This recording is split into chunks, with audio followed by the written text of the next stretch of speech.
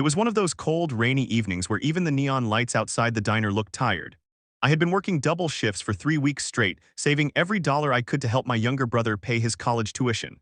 The tips had been slow, the hours long, and the new manager, Tracy, was the kind of person who believed kindness slowed down service. Still, I loved my job. There was something about the smell of fresh coffee, the clatter of dishes, and the low hum of people's conversations that made the diner feel like home. My name's Sarah and I'd been working at Miller's Diner for almost 5 years. That night, the rain hit the windows so hard it sounded like applause from an invisible crowd. The dinner rush had just ended and I was wiping down the counter when I saw him. An old man, maybe in his 70s, standing just outside the glass door, completely soaked. His jacket hung loose on his shoulders, water dripping from his hat, and in his hands he held a small grocery bag that looked half torn. He stood there hesitating, peering through the window like he wasn't sure he belonged. I waved him in, smiling, and pushed the door open. "Come on, sir," I said, "you'll catch a cold out there." He stepped inside slowly, apologizing for the puddle he brought with him. His voice trembled when he said, "I'm sorry, miss. I don't have much, but could I maybe just sit here for a bit to dry off?" I nodded without a thought and guided him to a booth near the heater. "Let me get you some coffee," I said. He shook his head. No, I can't afford that," I smiled gently. "It's on me tonight." When I brought him the steaming mug, he wrapped his hands around it like it was the first warmth he'd felt all day. "You're very kind," he murmured. "Haven't been treated like this in a while." I shrugged it off, but his words stuck with me. He told me his name was Mr. Allen and that he'd just come from visiting his late wife's grave. "She loved this diner," he said, smiling faintly. "We used to come here every Friday night when we were younger." I tried to picture him back then, younger, happier, holding his wife's hand in the same booth he sat in now. There was something heartbreaking and beautiful about that image. As we talked, I noticed Tracy, the manager, glaring from behind the kitchen window. She hated when I wasted time chatting instead of flipping tables faster. But I couldn't ignore someone in need, not tonight, not in that weather. When the old man started coughing, I went to the kitchen and poured him a small bowl of chicken soup. "You'll need something warm in your stomach too," I said when I brought it over. His eyes welled up. "You didn't have to do that," I smiled. "Yeah, I did." A few minutes later, Tracy stormed out of the back room, heels clicking on the tiles like angry drumbeats.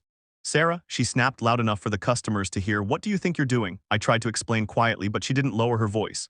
"You're giving away food again to strangers. This isn't a charity." The old man lowered his gaze, his hands shaking around the spoon. "I'll leave," he whispered, trying to stand, but I gently pushed his shoulder back. "He's not hurting anyone," I said firmly. "He's just trying to get warm." Tracy's lips pressed thin. "You've been warned before. We don't feed people who can't pay. You're fired, Sarah." The diner went silent. My heart pounded, but I didn't regret it, not one bit. "That's fine," I said, taking off my apron. I looked at Mr. Allen and smiled softly. "Finish your soup, okay? It's still warm." Then I turned to Tracy. "You can take my job, but don't ever take my compassion." I walked out into the rain, no umbrella, my shoes filling with water, but somehow I felt lighter than I had in months. That night I got home drenched but smiling. My brother Ethan met me at the door. "You're soaked, what happened?" he asked, handing me a towel. When I told him I'd been fired, he frowned. "You stood up for someone again, didn't you?" I nodded. "And I'd do it again." He laughed softly and said, "You've always been that way. Mom would have been proud." I made us tea, and while we sat watching the rain, I wondered if I'd made a mistake not in helping, but in losing the one steady paycheck we depended on. Still, a small voice in my heart whispered that maybe things would work out somehow. The next morning, I woke up to my phone buzzing nonstop. Unknown number. I hesitated, then answered. "Is this Sarah?" a calm male voice asked. "Yes, who's this?" He introduced himself as Mr. Lewis, the regional owner of Miller's Diner chain. My stomach dropped. "Was this about Tracy's report?" "I'd like to meet you," he said. "At the diner, around noon if you're available." My heart raced the whole walk there. When I arrived, Tracy was already standing behind the counter looking smug. She smirked when she saw me. "Back for more?" she said under her breath. But when a black sedan pulled up outside and a tall, distinguished-looking man walked in, her smirk faltered. Mr. Lewis greeted her politely and then turned to me. "You must be Sarah," I nodded nervously. "Yes, sir," he smiled faintly. "Good, I was hoping to thank you in person."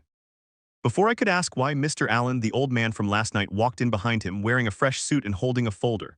My jaw nearly dropped. Tracy's eyes widened in shock. Mr. Allen smiled warmly. "Sarah, I didn't tell you last night, but I'm the original founder of this diner chain. I retired a few years ago and handed management over to Mr. Lewis. I sometimes visit the old locations quietly just to see how they're doing. Yesterday, you treated me with more kindness than I've seen in years. You reminded me why I started this business in the first place." I couldn't speak. I just stood there frozen, tears already stinging my eyes. Mr. Lewis placed a hand on my shoulder. "We've decided to make some changes here," he said. Then he turned to Tracy, whose face had gone pale. "Effective immediately, you're relieved of your duties as manager." Tracy stammered. "W8, sir, I didn't know," but he cut her off gently. "That's the problem, Tracy. You didn't care to know. We're running a diner, not a heartless machine." He turned back to me, smiling. And Sarah, we'd like you to take over as the new manager if you're willing. For a long second, I thought I'd misheard him. Me, manager? I looked at Mr. Allen, who nodded encouragingly. You earned it, he said softly. Kindness like yours should lead, not serve. Tears filled my eyes as I whispered, yes, yes, I'd love to. The entire diner applauded, even a few customers who had been watching the scene unfold. That day, I put the apron back on, not as a waitress but as the manager. I made one simple rule my first day: if someone's hungry, feed them. We'll figure out the rest later. When I unlocked the diner doors the next morning, the rain had finally stopped. The air smelled like fresh earth and coffee, a new beginning. The neon open sign flickered to life, and as I stepped inside, I felt the same warmth that had once made this place feel like home, but now it really was mine. I ran my hand along the counter where I'd once served endless cups of coffee and whispered to myself, let's make this a place of kindness again. The first person to walk in that morning was Mrs. Green, a regular who came in every day at 8:00 sharp for her oatmeal and decaf. She blinked when she saw me behind the counter wearing a different badge. Sarah, you're the manager now, she asked, smiling. You deserve it, sweetheart. I smiled back and said, we're doing things a little differently now, Mrs. Green. Your breakfast is on the house today, and anyone who comes in with a story to tell gets a free refill. She laughed. Oh, you'll go broke fast, honey, I grinned. Maybe, but we'll go broke happy. By noon, word had spread that the fired waitress was now running the diner. People started coming in not just for food, but to see if the rumors were true. Some were curious, some were skeptical, but all of them were greeted with a smile. I hired back a few old employees Tracy had fired for being too slow or too chatty. I told them, we're not a fast food joint, we're a place people should feel good leaving. And it worked. The energy shifted. You could feel it the moment you stepped through the door. Laughter returned. Conversations replaced the clatter of dishes. Even the jukebox, long silent, started playing again, soft old songs that made you forget time. About a week later, something beautiful happened. The same booth where I had once seated Mr. Allen, the old man in the rain, was now occupied by a young couple with their little boy. The kid spilled his milkshake all over the table, and instead of scolding him, the dad just laughed, wiping it up with a napkin. Watching them, I realized something. Kindness doesn't just change others, it changes the air you breathe. It softens everything it touches. A few days later, Mr. Allen visited again, this time with his daughter. He walked in wearing the same old hat, but now he had a spring in his step. I rushed to greet him. Mr. Allen, I said, you came back. He smiled and looked around proudly. I had to see how my favorite diner was doing under its new leadership. His daughter hugged me and whispered, thank you for showing my dad that good people still exist. I blinked back tears. He did the same for me, I said. Mr. Allen insisted on sitting at the same booth again. As we talked, he shared stories about how he and his late wife had dreamed of a diner that wasn't just about food but connection. She always said a plate of eggs could heal more than a doctor if served with kindness, he said, smiling softly. You brought that spirit back. He then reached into his coat pocket and handed me an envelope. I frowned. What's this? He said. A little help for your next idea. Every business needs a dream. Inside was a check enough to expand the diner, refurbish the place, and give raises to every employee. I was speechless. Mr. Allen, I can't, he held up a hand. You already earned it. I'm just giving kindness back where it belongs. With that, we began rebuilding the diner, new lights, new chairs, a little bookshelf by the window filled with donated books where people could read one, leave one. I even started a community meal board. Customers could prepay for an extra plate, and anyone who couldn't afford food could take one slip from the board, no questions asked. At first, only a few slips hung there. But within a month, the board was always full. People started competing to see who could leave the most. One snowy evening, a man came in holding a small cardboard box. He looked nervous, avoiding eye contact. I recognized that look, pride mixed with hunger. He hesitated near the board. I walked over and said softly, you don't need a slip if you're hungry. Sit down, I'll bring you something warm. He looked up, eyes wide. You're sure? I nodded. Always. He smiled faintly and whispered, I lost my job last month. I've been walking all day. When I brought him a bowl of soup, he stared at it like it was gold. I'll pay you back, he said. I smiled. You already have, just come back when you can. A few weeks later, he did. Dressed in a clean shirt and a bright grin, he handed me a crisp $20 bill. Got a new job, he said proudly. And I brought something. He placed a handmade wooden sign on the counter. It read, Kindness served here. I hung it right above the kitchen door. Every time I walked past it, I felt something light up inside me. One morning about 2 months later, Mr. Lewis stopped by unannounced. Sarah, he said, corporate S been watching what you've done here. My stomach tightened, but he smiled. Relax, it's good news. Sales have gone up 200% and customers are writing letters about this place. You've turned this diner into something extraordinary. I laughed softly. I didn't do it alone. Everyone here helped. He nodded. You've created a culture that can't be bought, only inspired. Then he handed me a new badge. It said Regional Manager.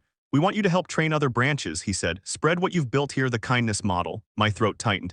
Are you serious? He grinned. Completely, and there's something else. Mr. Allen wants to rename this branch. I smiled. To what? He pointed to the sign above the kitchen, kindness served here. That day we celebrated with cake and laughter. My staff, my friends gathered around, and even the customers joined in. There was something magical about that moment. The same girl who'd once been fired for giving away soup was now leading others by the same principle. I thought about my mom, who had always said, kindness might not fill your pockets, but it fills your life. She was right.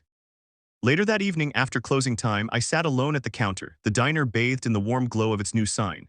I thought about everything: the rain, the night I met Mr. Allen, Tracy's harsh words, and the way everything had turned around in just a single day.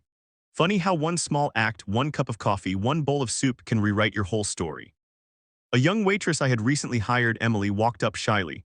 "Sarah," she said, "can I ask you something?" I smiled. "Sure, what's up?" She bit her lip. "Why did you help that old man that night? I mean, you didn't know who he was." I looked out the window where raindrops began to fall again.